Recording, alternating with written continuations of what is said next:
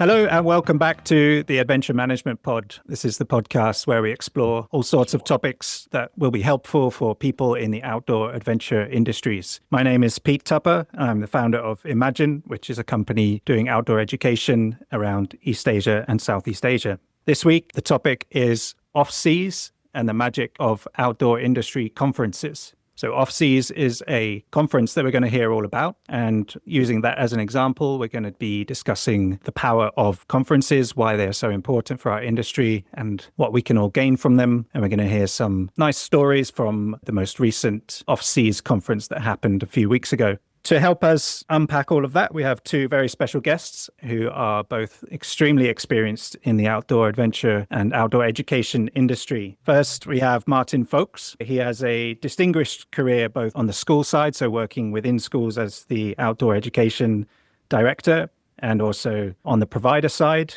and more recently as an independent outdoor education and adventure consultant. So he is the board chair of OFFSEAS. And secondly, we have Rob Carmichael, who is the director of outdoor and experiential education at UWC Thailand. And he also launched the rapidly growing UWC Thailand Outdoor Education Centre.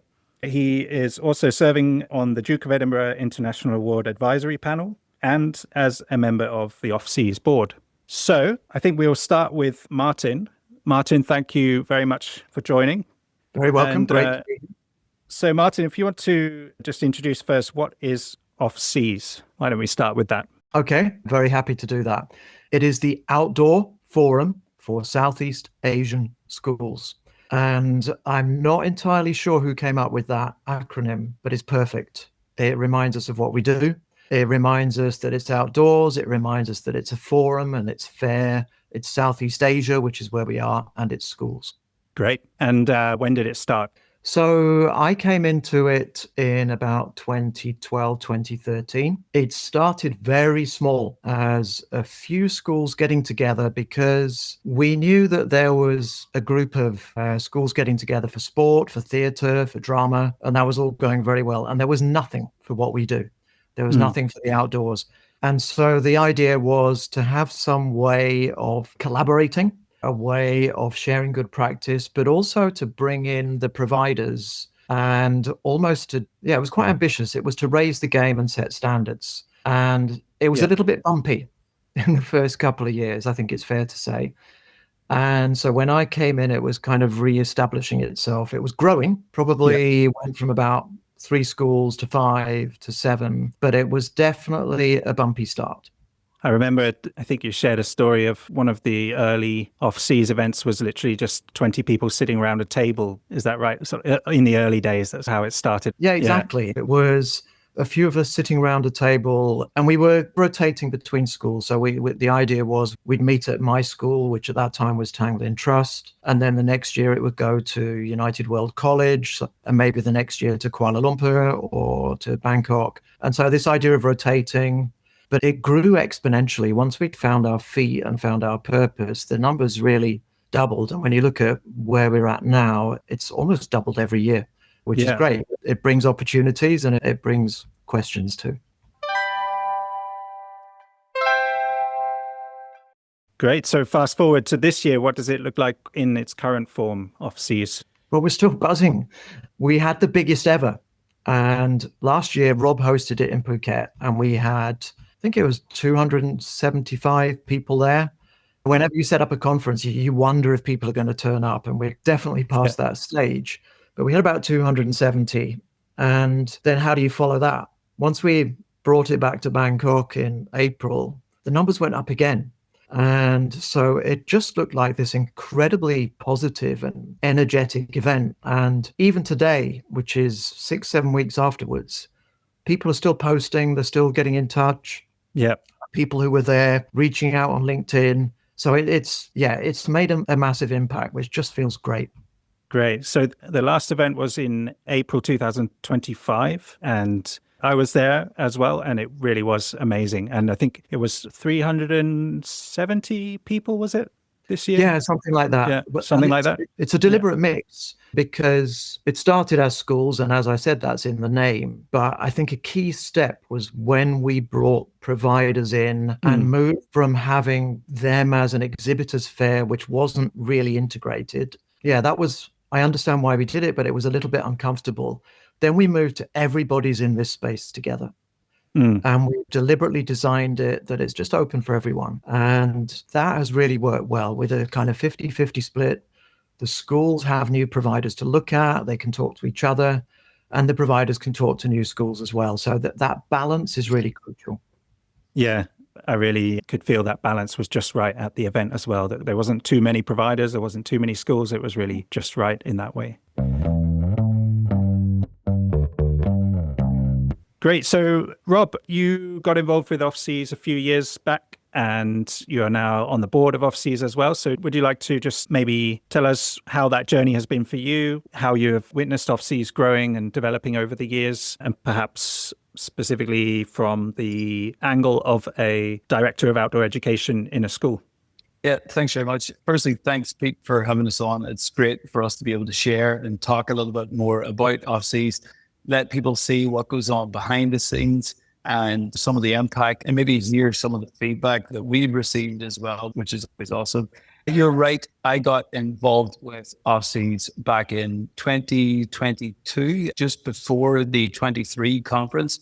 Martin and I had been talking. I had hosted a national conference called POETS, which is Practitioners of Outdoor Education in Thailand, here at the UWC Thailand, where Martin had attended. And it was a small get together, very much like that first OFFSEAS meet, about 12 people gathered around a table, all talking about outdoor education. And There was a space on the board where Martin asked if I would be interested in coming along and joining. I was really buzzed. It was my first time attending the OFFSEAS conference at that one in 2023, hosted by Martin at Thailand. And it was key that there was, and especially after the pandemic, that we're still talking about the pandemic now so many years later, but after the pandemic, it was the first time we had really got so many outdoor education specialists from within the schools and also the providers together in one space. And you could feel there was a real energy and there was a real desire for that to grow as well. All the participants at that event were really excited about, okay, so what are we doing next? What are we doing next? And I put my hand up at that point and offered to host it at UWC Thailand because we have an outdoor education center, because the school has such an embedded outdoor education program in the school. It felt like a really natural fit to have a school that is maybe doing it to host it and share some stories from that perspective. And at that point, when we hosted in 2024, it was the first time we had pre-conference workshops. And that was a big change to the format. It went from a 2-day single format where it was conferences, workshops, delivered by teachers, delivered by third-party providers who are experts in their field. That was great.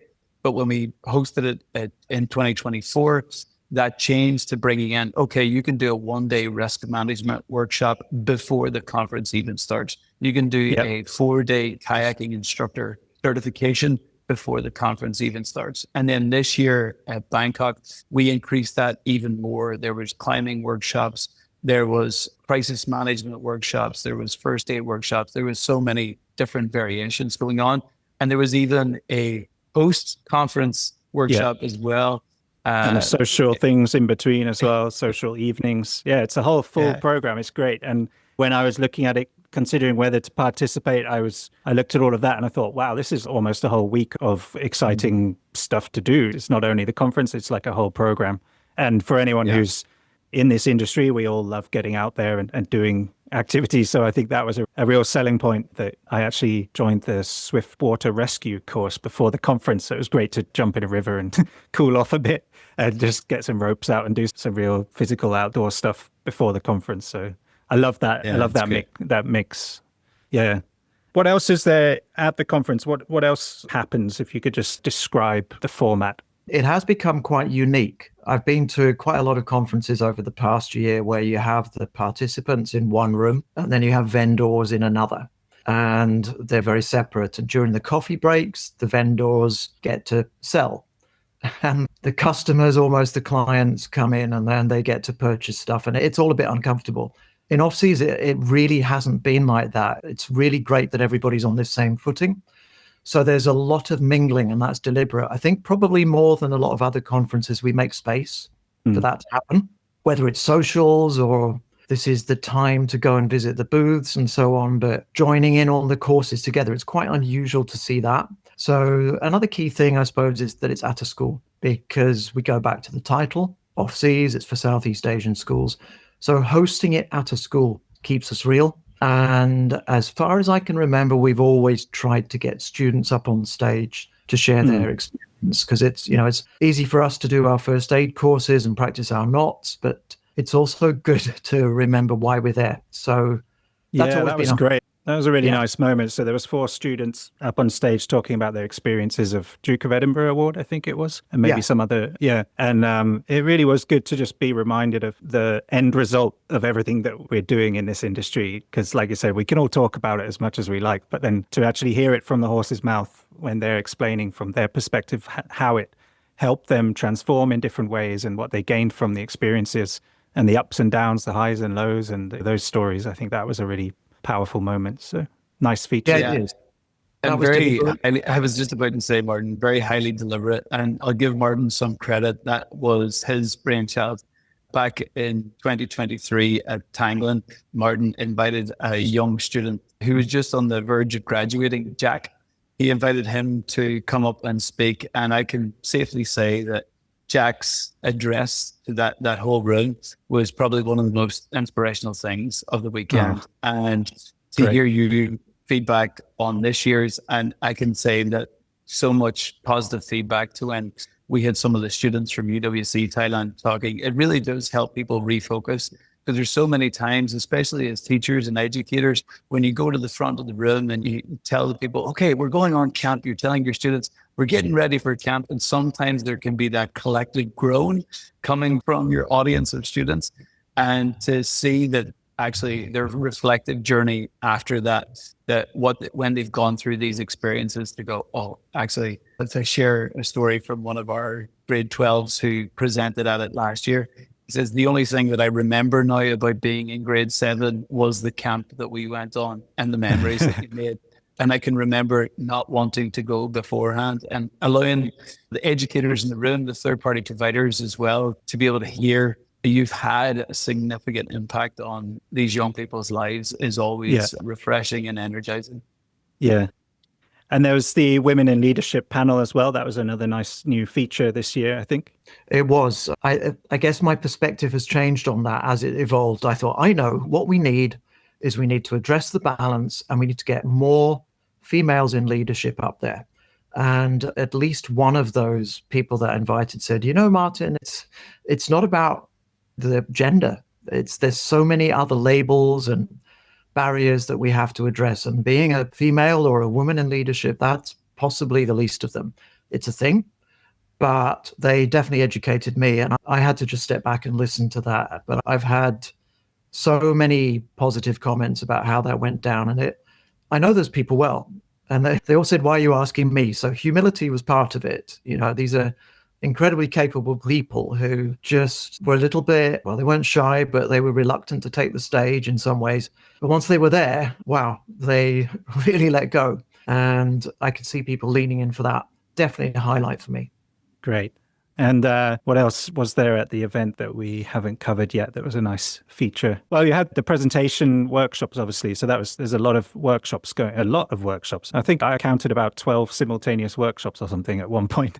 So that's great because people could choose which workshop they go to, and everyone's mingling around, moving around between different workshops. And it is a double-edged sword. It is a double-edged sword. It's great to offer so many workshops, but then some of the feedback that I got is, why is there so many workshops on? I want to go to both of them at the same time. So it's very, we want to make sure that we provide a great spread so that there's more of a semblance of an idea of what you can go to and what you can see. And one of the things that has been fed back to us was around that. So I think as of next year, there might be a kind of color-coded system where we can say, okay, we're trying to offer in the same time slot, one on risk, one on curriculum development, one on safeguarding, so that those who are presenting on similar topics are not going to be overlapping, and try and make sure that we're being very deliberate at providing people with a pathway to go and attend a workshop that is to their interests or something that they want to find out more about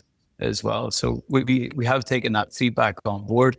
But Great. yeah, you're right. There's so many other workshops. And another feature that was brought up as well is potentially having some more deep dive workshops, because the workshops run for around an hour to an hour and 15 minutes. Some of the feedback that we've got as well is it would be great if we could have a couple of 2.5-hour sessions where people can really dig down deep into a topic for a longer period of time as well. So there's all sorts of nice feedback that we've received on how we can continue to refine and develop the conference going forward. Great. That's really good to hear about the thought processes behind the scenes and the constant sort of tweaking and improvements. And I think that's why it's such a good event, because I can see there's so many people behind the scenes thinking so much about every way to improve it. It really was amazing for me to see just how many people there were from all around Asia sharing the same journey in a way. I think this is something that I found to be one of the most powerful things about the event was the energy that came from just getting everyone in the same room, basically. Yeah, that's really grown, actually, and it's become a distinguishing feature. We don't all know each other, but you do build up. You see the same people coming back year after year, which is good. But what's even better in some ways is new people turning up. And something which was new this year, which I need to point out, was the idea of scholarships that we would, I think, Rob, you mentioned Jack. He was a student who presented about his outdoor experience on a school trip, and he came back as a scholarship place to OFFSEAS. So he was participating, and I could see him going around looking for jobs, looking for experience. He's one of us now, which is really good. But there were others. I met an incredible outdoor educator from Indonesia who came rushing over to me and to say how wonderful she felt to have been a part of this, because like many of us, we work in isolation. Whether you're in a school or a company in some part of Asia, you typically work in a fairly small community doing your stuff. Yeah, up in the mountains. Up in the mountains. And she's been doing that, and it was really emotional. She was just saying, I found out that I'm not alone. I'm inspired to keep going, and I've made connections that are really going to help me. So that's definitely something that we are going to grow in it. Really, it just feels very worthwhile to be able to support people to continue good work. Yeah. And I think that's a key thing is those, and sorry, Pete, I didn't mean to interrupt. Go ahead. It's those individual stories that really stand out. Whenever you get 370 plus people together, sometimes you can be thinking about the metrics of what's the percentage of people who would come back again and getting all that kind of feedback. But really what stands out to us as the board is the individual stories that we hear from people. Like some of the people that I met through the conference, there was somebody who was brand new to the outdoor education industry. They'd been working at it for less than a year, and they were terrified about coming into it. They weren't sure if they were going to come or not, because they thought they were going to be out of their depth. They thought they were going to be surrounded by all these professionals with all this experience. And they ended up coming in, connecting with so many people. Those barriers or perceived barriers were lifted. And they found like some people to act as mentors and give a little bit of guidance to people who were in the same country as them that could help guide them as well. And another one as well is classroom teachers coming. So not the outdoor education specialists, but the teachers, like the grade 1 teacher, the grade 5 teacher who just wants to be able to get their kids from their class outside more regularly, finding them coming in and going, oh, okay, there's actually practical hands-on like things that I can do, that I can take from it, really tangible. Not we can maybe apply this mindset and have that go on, but actually tangible felt things that they can do and deliver in their classroom the following week. Yeah, like the forest school workshop I took part in that was outdoors in the school grounds, actually with fire and things like that, doing the actual practical elements. And I'm trying to think of other memories of the event. Well, the social side is obviously a big part of it as well. Like just getting the chance to just relax at the end of the day with these people and just get to know everyone better and let your hair down a bit and forge those real connections, genuine connections, away from the kind of handing over business cards at the booths type scenario. Absolutely. And I think on that as well, the opportunity to take online professional relationships and make them tangible. It's one thing being connected to someone on LinkedIn. It's another thing having a cup of coffee or having a beer with them in the evening to actually really connect and get to know one another. And I just find that so valuable at the social, especially within this industry as well. Yeah. And then there was that moment at the very end where I think everyone was in the same room together, and Darcy was up on stage getting the whole room to kind of circulate around the room in a big loop around the perimeter. So you had 300 odd people, not odd people, but 300 odd people walking around, shaking hands with each other in kind of extraordinary people. Shaking hands with each other and chatting with each other. And that was, I thought, a really good way for everyone to just mingle and get some energy going at the end. Yes, I think Darcy's a really good person to end the conference there. There was also a bit of strategy there. I knew he would get people up and moving around because that's what he does. And he's an educator, and I know he's been a real force for sustainability in schools. And so I wanted to, one, bring people together, get them active and remember the end of the conference. To think about what they were going to take home, whether it's practical skills that they've learned in the workshops, or whether it was some renewed passion, something they'd learned that they could definitely take home from the conference. And thirdly, I wanted him to just sow the seed for sustainability, because traditionally the conference has been very much about adventure education, and that's how we all got into it. What's coming up, I hear more and more schools talking about something more of a purpose. And so I wanted him to drop that little seed and get people thinking about, okay, why are we doing this? We have all the talk about technology, we have the talk about climate and so on. And I honestly believe that we can be a very strong force for good. So just deliberately directing that conversation in that direction was something I will not apologize for. And quite happy to continue to do for next year. Yeah, that's great.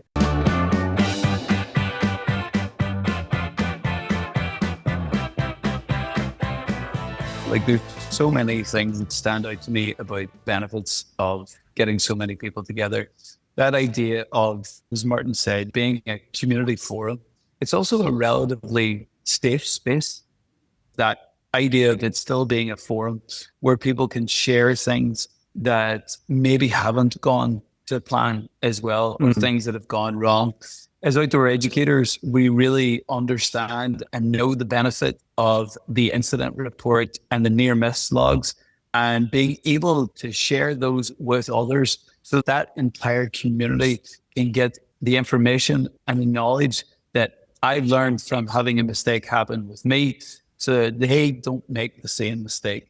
I've also had colleagues as well who have been quite surprised at how one third-party provider can be offering help and assistance to what may be perceived as a competitor, because they understand the idea of companies and outdoor providers are not fighting for the same piece of the pie. They're trying to make sure that the practice is good enough, that more parents and more students have the opportunity to get involved with the outdoors, meaning that the pie itself grows. So there's plenty of space and there's plenty of room for more people. And that collaborative mindset and that opportunity to share and learn from one another is really key to the forum continuing to go from strength to strength. Absolutely. That vibe is definitely there at the event. Like, everyone is just sharing and supporting each other, and there's no competitive feeling at all. Everyone's just stoked to be, back in the same room with people who share the same values as them and on the same mission as them, and chatting about the stuff that we love doing and improving. And some things go beyond competition anyway, like safety. There's never any reason for anyone to hold anything back when it comes to improvements with safety. So I think that really came out in the conference, and it's something you don't often get the chance to, in the online world. You're not going to jump on a Zoom call with your competitor and talk about some safety thing on a typical day. Whereas when you're in the same room or you're having a beer and you're just talking about things, like you said, it's a safe space. People feel comfortable to really sort of open up and talk about their real experiences. Yeah, that's really good. I mean, there's all different kinds of schools. Rob and I have been fortunate to work. Well, Rob's a slightly smaller school, but a very, very excellent exponent of outdoor education. They've got their own centre and so on. There are other schools where they just don't have any sort of outdoor education department, but they still need to get engaged. They need nature spaces, they need activities and so on. And then you have these huge schools in Bangkok and Singapore where it seems like money is no object. And so we're all learning from each other. I think a big challenge is just going to be this pie, as we've called it. It's going to continue to grow. More and more schools coming on board. I think Thailand, for example, something like a 10% increase in international school places year on year. They're all going to need to do this. They're all going to need to do it well. So the market is there, but as an organization, what next is always, how do we end the conferences? The numbers have gone up again. Are we going to need a bigger space next year? How do we keep that special environment? How do we give everybody what they want as the numbers continue to grow? Maybe it will reach a kind of natural ceiling. Maybe we have to dictate this is as big as it can get but it's a nice problem to have. People want to be there. It feels good. It's definitely going to go ahead. But what next is always a question we have to tackle. And that is exactly the question I would like to ask right now. So what is next for OFFSEAS so far? What's in the pipeline? Any news, any announcements you'd like to make about OFFSEAS for next year? Well, there are a few things in the pipeline. Sorry, Martin. I'll let you have your big announcement in a minute, but I'll talk about maybe some of the possible directions that we're going. I think before we go on to next steps, we should acknowledge the impact that 21st century learning have had on growing OFFSEAS as well. We, as a board, engaged 21st century learning to help with the professionalism of the conference. Up until that point, it had always been the host school and the person who put their hand up from the host school to host the event. They were responsible for the entire organization of the event. And Martin was the last person to do that. When it came to UWC Thailand, and again this year at Bangkok Patna, we had the help of 21st Century Learning, and that's Justin Hardman, and at the time, Kelly Garung as well. And the work that they've continued to do in helping us expand the conference and helping deliver a really, really good product for the people. And people pay really significant money to attend the conference because all those guest speakers and making sure that everything is done well and tidied and polished, that does come at a cost. The board members, we're there all in voluntary positions and given our own time to try and make the conference a success. But I would like to highlight just the hard work that Justin and Kelly and the rest of the team at 21st Century Learning have done. As we look forward, really was very professionally organized from start to finish. For sure. And then both the guys at 21st Century Learning and Martin as well hosted a bit of an impromptu get together, like an OFFSEAS meet and greet, like an OFFSEAS just quick networking event. And we're hoping to maybe do more of those as well, so that we're supplementing the wider, bigger conference with some more of these smaller get-togethers and some of the hubs where we can have a member of the OFFSEAS board be there to help get people together for just a little chat, gather around a table like it was back in 2011, 2012. So we're still not losing that smaller, authentic connection. There's been calls from the community for us to do much more, have memberships and help with publishing guidelines and stuff. And that remains a really tricky challenge and somewhere that OFFSEAS could continue to grow into. But with everybody working in volunteer positions and many outdoor ed departments in most schools are still understaffed and overworked, as I put my hand up, you got lots of people facing similar challenges to help try and provide that extra support that there is certainly a desire for from the community, but it's trying to put those really solid foundations in place so that can grow from strength to strength rather than setting it up and trying to do it piece by piece. We want to make sure that if we are going to go that direction, it's done with a really solid foundation. Yeah.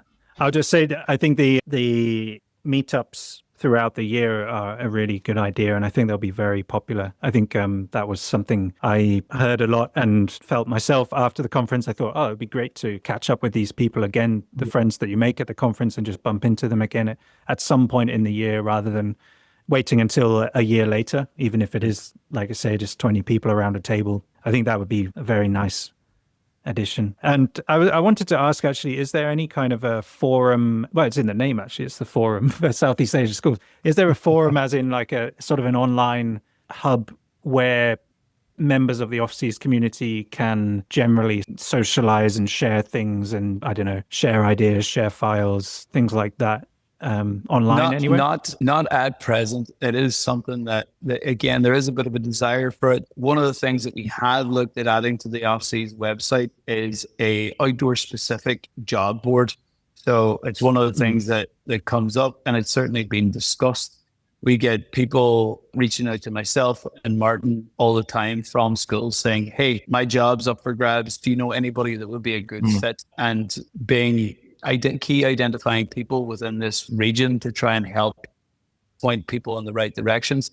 There's certainly a desire for it, but it's not something that we as a board have tackled yet. Yeah, fair comment. Well, I mean, there's definitely a desire for that. And we have the website for the conference. We've got our Facebook, LinkedIn presence as well. But these are things that people want to do. I think it's 17 years, the annual conference is a thing. You know, it's established.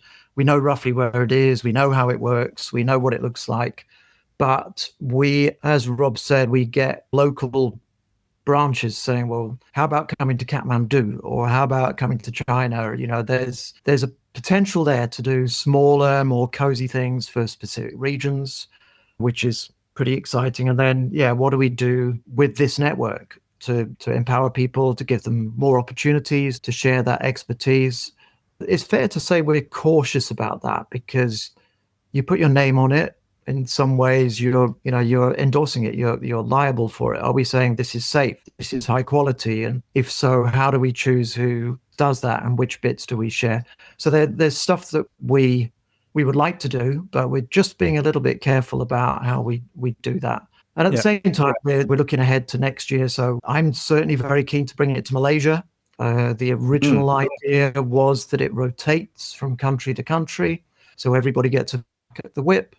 I can tell you we have talked to 5 schools. We visited 5 schools in Malaysia last month. All of them could do it, all brilliant, all up for it.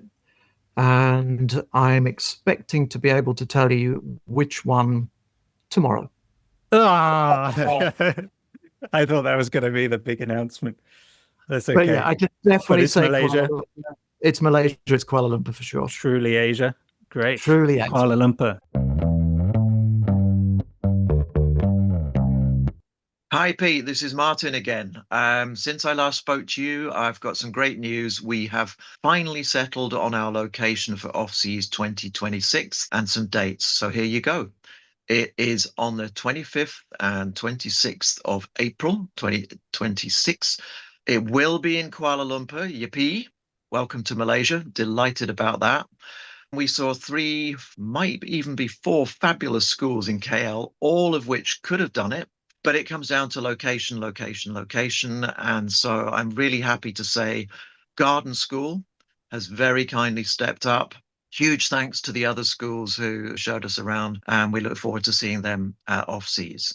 The other news I've got for you is we've settled on a theme, and the theme is out there together. So if you want to get out there together, we will see you at OFFSEAS 2026. Look for it on LinkedIn, all the usual places, and sign up now. Wonderful. And where can people sign up? What's the website again? So if you go to the OFFSEAS website, that's OFFSEAS. But honestly, just type that into LinkedIn and it will be everywhere. There's a huge buzz from last year, so it's not hard to find. Yeah, absolutely. Great. Thank you, Martin. Always a pleasure, Pete. Thanks for this opportunity. So anyone who's been inspired by this chat and likes the sound of OFFSEAS, feel free to go to the OFFSEAS website. I think it's offseas.community. Is that right? Correct. Correct. And you'll find all the information on there. I highly recommend it. And if you're not based in Southeast Asia, actually the other side of this topic is just in general the idea of how conferences can be such a powerful tool. So I think that a lot of the sort of the energy, the things like that we've talked about, I'm sure in your part of the world, there would be another conference, and I would just highly recommend, if you haven't already been to something like this, it really is worth checking out, and it leads on to so many new connections, new friendships, new energy, inspiration, and there really is a magic to this kind of event. That would be the main message from me. But do either of you have anything else you'd like to add? Yeah, just one thing. You're absolutely right. Whether you're in Southeast Asia or not, the magic of getting together and sharing ideas is, universal. And OFFSEAS was pretty small when I was invited to go to Australia to the National Outdoor Ed Convention there. And that, to be completely transparent, that was the inspiration for me to come back and say, hey, this can be bigger. There were about 500 or 600 from all the state outdoor education departments, the schools across Australia, and very similar kind of atmosphere, friends getting together, the industry, the schools, the equipment vendors, training, inspirational speakers, government. It really, I came back from that in 2016 and thought, okay, this is something we can do in Asia. Watching it happen has been absolutely brilliant. And watching interest, it's really come full circle because we've had schools and providers coming over to OFFSEAS from Australia. So that is a huge opportunity for exchange of ideas and information. So yeah, we're going global. Awesome. Yeah. And I would say we've been global now for a couple of years. Yeah. Since 2024, we had people from 26 countries. Really? Wow. From the US, the UK, Italy, Australia, Uzbekistan, China, literally from the far reaches. We've had people coming and attending OFFSEAS because they feel there's a real value in getting so many people, providers and schools together in the one room. And I think I would certainly make that recommendation to anybody else who's out there hosting an outdoor conference. Make sure that you're casting a wide net to get everybody involved. And I think, as you've said throughout this conversation, the more people there, the more value that it can have, and more ideas that get spread and germinated throughout, right? Absolutely. Thank you both very much firstly for OFFSEAS itself. I think genuinely it's really done a great service to the industry and to hundreds of people and thousands of people indirectly as a result of that. So that's just a really great thing. And secondly, thank you for coming on the show today. It's been great. Pleasure. Thanks, Pete. Thank you, Pete. I appreciate it. And we look forward to seeing you at OFFSEAS 26, or if not earlier. All right. Cheers, guys. Have a great day. And thank you, Pete. See you soon. Thank you, Pete. Yeah. Okay. Bye. Yes, sir. Bye. Cheers, Great. mate. All the best. Email amp@petetupper.com. That's amp@petetupper.com.